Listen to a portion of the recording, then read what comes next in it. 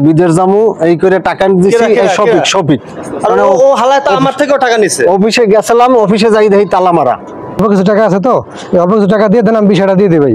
অল্প এই মাসে দিতে পারবেন না, এই মাসের শেষের দিকেই আমরা। হ্যাঁ ভাই, আপনি টাকাটা জমা দিয়ে দেন, টাকাটা আমার অ্যাকাউন্টে জমা দিয়ে দেন। হ্যাঁ, অ্যাকাউন্টে জমা দিয়ে দেন ভাই। আমার থেকে 3 লাখ নিয়ে গেছে, আমার কাছ থেকে তো। আর গরু ছাগল বিক্রি করে তারপর সব মনে টাকা আর দিয়েছি। হ্যাঁ ভাই, আপনারটা হয়ে গেছে, এই মাসে হয়ে যাবো। এই মাস শেষে আপনি ফ্লাইট, আপনার বাকি টাকা দিয়ে দেন। এত মানে দান্দাবাজ কি কমু আর শালারে পাইতেছি না। এই অনেকদিন ধরে খোঁজতে আছে, 6 মাস যাবত ঘুরাইতে আছে। এই যে অনেকদিন পর পাইছে। হ্যাঁ কি ভাই, এই যে 6 মাস যাবত আপনি টাকা নিয়ে আমাকে ঘুরাইতে আছেন। বাপ দাদার এই যে জমি জমা যেটুকু আছে বাপে, আর মে সারেন মিয়া কথা জমি জমা যেটুকু আছে হেডুক বেচছি। আরে কথা কোন মিয়া, না হেডুক বেচ ছাড়মু মানে আপনি দৌড় দেবেন। সারা কথা কোন আপনি কই যাম, আমার গাড়ি আছে না? দালালি করে বিদেশ যাওয়ার কথা, টাকা নিয়ে টাকা বুঝেন আগে বুঝেন। বিদেশ নেন না, খালি ডেটের পর ডেট। শুনেন, বিদেশ সম্বন্ধে আপনারা জানেন না, তাই বেশি কথা বলতে। ভাই অতটা বুঝে ভাই টাকা এখন দিতে হইব। টাকা এখন দিতে হবে। টাকা আছে, টাকা দিয়ে দেবো। আপনি নাচতে ছেলে দিয়ে দেবো। এক্সকিউজ চলবে না। না গেলে দিয়ে দেবো আমরা। দান্দালি শুরু করছেন না। টাকা যদি আপনার লাগে, টাকা দিন। 6 মাস যাবত ঘুরাইতে আছেন। বাপ দাদার বাপ আপনাকে আপনারা দুজন একজন আপনারে টাকা দিছি। আপনারা দুজন একজন লাগে আমি বিদেশ থেকে ব্যবসা করি নাকি? আমার মা বাপ কান্দতে আছে। ভাই আমারটা আমি বিদেশ যাব না, টাকা এখন দিতে হইব। ঠিক আছে, আপনি আসেন, দুদিন পরে আসেন। নগদে দিতে হইব না। এই যে দান্দালি শুরু করছে। আর টাকা দিতে আমার মা বাপ কান্দতে আছে। এই জমি এখন করতে দেবে। বেশি দাম করতে আছেন না। আজকে টাকা এখান দিয়ে দিতে হইব। টাকা না দিয়ে আছে। অফিসে আসেন, কালকে অফিসে আসেন। টাকা দিছি তো। কালকে অফিসে আসেন, অফিসে আসলে অফিসে গেলে আমি টাকা থাকলে টাকা দিয়ে দেব। ঘুরাইতে খুব মজাই লাগে না। আসসালামু আলাইকুম। ওয়ালাইকুম আসসালাম। ভাইজান হুজুর আমার বাঁচা লইছো। হুজুর আমার হুজুর আমার একটু বাঁচা ভাই এটাকে মারতেছেন কেন আপনি? হুজুর আমার একটু বাঁচা। 3 লাখ টাকা নিছে। যার কত কই টাকা নেছে। আচ্ছা ভাই, আপনারা একজন বলেন, আমি একটু শুনি বিষয়টা। টাকা নেছে আচ্ছা, যে আমাদের বিদেশ নেবে। তো নিব আমি কইছি তো। টাকা ঘুরাইতে চাই 6 মাস যাবত। বলেন কি আমার পাবেন নাকি? কইলে হয়ে যায়। একটু ছিল, এই বেশি সময় লাগবে একটু। যার জন্য টাকা দিছি। কারণ আমার বাপ মা কানতে আছে। অফিসে গেছি, অফিসে যাই দেই তালা মারা। তো ভাই আপনার কি সমস্যা? আপনার কি ঠিক একই সমস্যা? এই ভাই, দুইজনের আপনি- একই সমস্যা। উনি আরো লোকের সাথে এরকম করছে। উনি এখন আজকে টাকা এখান দিয়ে যাইতে হইব না। উনি কি বিদেশ নেওয়ার দালাল? বিদেশ না দালাল, কোন টাকা সুদ নেয়, কারোর মনে হয় বিদেশ নেয়। একটা জমি ছিল, সেই জমিটা বেচার পরে সেই টাকা দিয়ে বিদেশ যাওয়ার জন্য চেষ্টা করছি যে ওনারে টাকা দিয়ে বিদেশ যাইতে পারি নাকি। সেটা উনি ঘুরাইতে চাই 6 মাস যাবত। আর ঘুরাইছে কি? বুঝছেন? আপনি শুধু মনে আপনি যাবেন তো। আপনি যাবেন তো। আগামী মাসে ফ্লাইট এরকম ডেট দিতে আছে। আর উনি দালাল, উনি টাকা নিজে ভাঙিয়ে খাইছে। কিসের বিদেশ নেয়? দালাল নাম্বার 1 ডেঞ্জারাস। খুবই খারাপ কথা আজকে এগুলো হাতে ভাই। পাইছি, অনেকদিন খুঁজতে আছি পাই না, আজকে ওরে ফ্রিডম।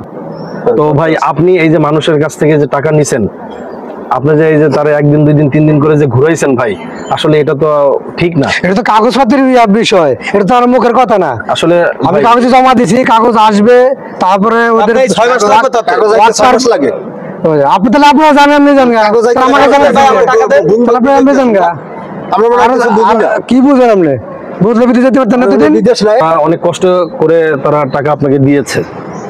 আপনি একজন মুসলমানের সন্তান ভাই, এটা আপনার প্রথম পরিচয়। তো আপনি যদি কারোর সাথে প্রতারণা করেন এই টাকার বিষয়ে, দুনিয়াটা ক্ষণস্থায়ী। তাদেরকে নেওয়ার জন্য টাকা নিছেন, কিন্তু তাদেরকে আপনার আজ বলে কাল বলে এরকম বলে আপনি 6 মাস যাবত ঘুরাইতেছেন।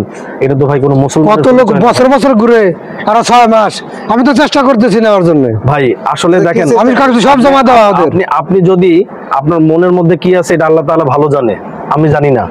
তো আপনার মধ্যে যদি ভাই এই সামান্যতম যদি প্রতারণা থেকে থাকে যে না আমি ওদের টাকা আমি খাইছি, ওটা আর জীবনে ফেরত দিব না, বা ওদেরকে আমি বিদেশেও নিব না। না আমি কথা বলি না তো।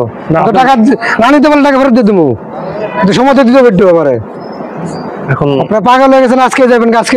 তাদেরকে পাঠাইতে পারবেন কি পারবেন না এটা আপনি ভালো করে জানেন, আর আল্লাহ তাআলা ভালো জানে। তো আপনার মধ্যে যদি সামান্যতম এই প্রতারণা থাকে যে না আমি ওদের টাকা খাবো, ওদের পাঠাবো না, তাহলে আল্লাহর রাস্তায় ভাই এটা থেকে আপনি তওবা করেন।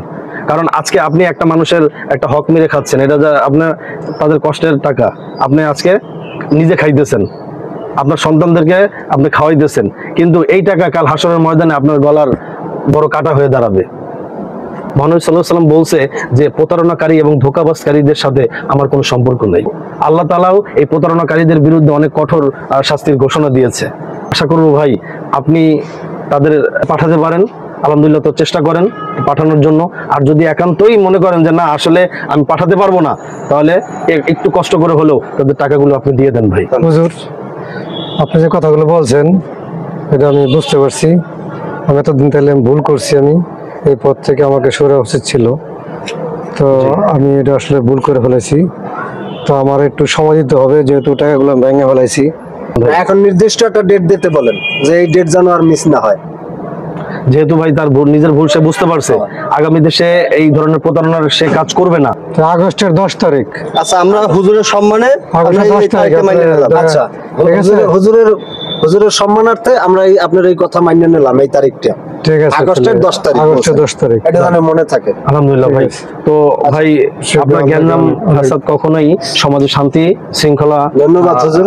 বই আনে না। অনেক ধন্যবাদ। তো সবাই ভাই আমরা শান্তি শৃঙ্খলা ভাবে চলবো, সমাজের আইন কানুন মেনে চলবো ইনশাআল্লাহ।